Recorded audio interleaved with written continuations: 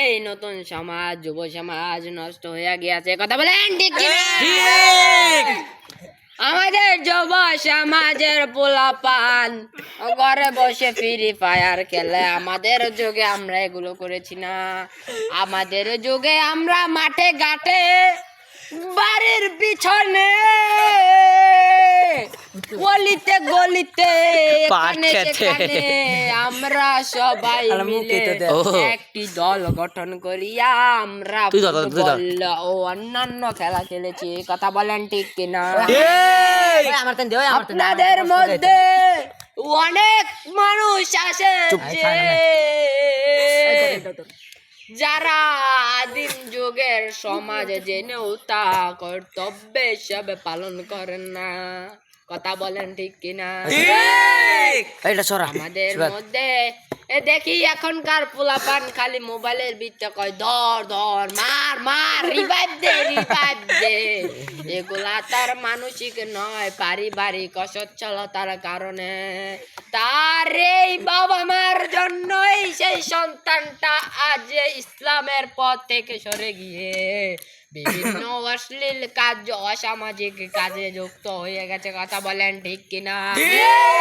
আমাদের বাড়ির আশেপাশে চিপা চাপায় অলিগলিতে অনেক নোংরা পোলাপান আছে যারা বিভিন্ন নেশাগ্রস্ত অবস্থায় এখানে সেখানে পড়ে থাকে। কথা বলেন ঠিক কিনা?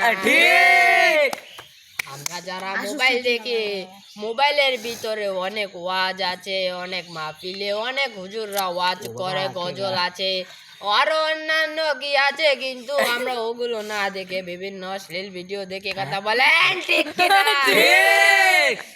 আমরা যদি আদিম যুগে মানুষ হতাম তাহলে হয়তো আমাদের যুব সমাজটা আর এরকম হতো না। কথা বলেন ঠিক কিনা? আমি আজকে এসেছি শ্রীপুর উপজেলা গাজীপুর থানার কাপাসিয়া শ্রেষ্ঠ অঞ্চল থেকে। আমি হচ্ছে বক্তা মোহাম্মদ রবিউল কাকা নানি শেখ। কথা বলেন ঠিক কিনা?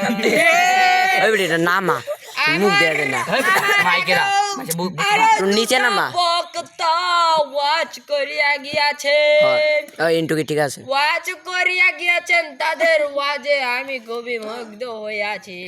এই মাদ্রাসার অনেক পোলাপান ওয়াজ, অনেক পোলাপান চূড়া গেয়েছে, গজল গেয়েছে। ওদের কণ্ঠ এতই সুন্দর যে প্রতিটা পোলাপানের যদি এরকম কণ্ঠ থাকতো আর জীবনে মানুষ স্কুলে না দিয়ে সব সময় মাদ্রাসায় পড়ালেখা করাতেন। কথা বলেন ঠিক কিনা? কারণ আমি যে বলছি যে মাদ্রাসার পড়ার কথা, আমি যে বলছি যে এই স্কুলে পড়লে কি তাহলে পোলাপান নষ্ট হয়ে যায়, আমি কিন্তু ওই মানডেও বলি নাই যে স্কুলে পড়লে পোলাপান নষ্ট হয়ে যায়। যদি তার বাপ মা ঠিক থাকে, তার পারিবারিক শিক্ষা যদি ভালো হয়, তাহলে সে তার পরিবার সহ সকলেই সোজা হয়ে যাবে। কথা বলেন ঠিক কিনা? যে অপরাধ করবে তাদের আমরা শাস্তি দেব। এখনকার যুগে অল্প বয়সে অধিক নারী, অধিক পুরুষ বিবাহ বন্ধনে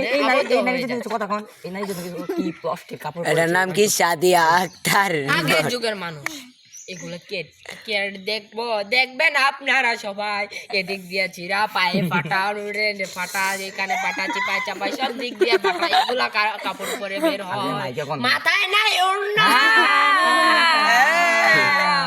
আগের যুগের মানুষ শাড়ি পরতো, সালোয়ার কামিজ পরতো, কি সুন্দর, কি সুন্দর বোরকা পরতো, কি সুন্দর দেখা যেত।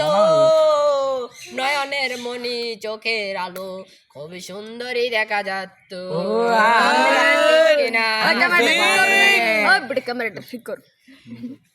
আমাদের মধ্যে এখনো অনেক ক্রেতা বিক্রেতারা এখনো আমাদের মঞ্চের সামনে আসেনি। আমি অনুরোধ করব তারা যেন আমার মঞ্চের সামনে চলে আসে, প্লিজ।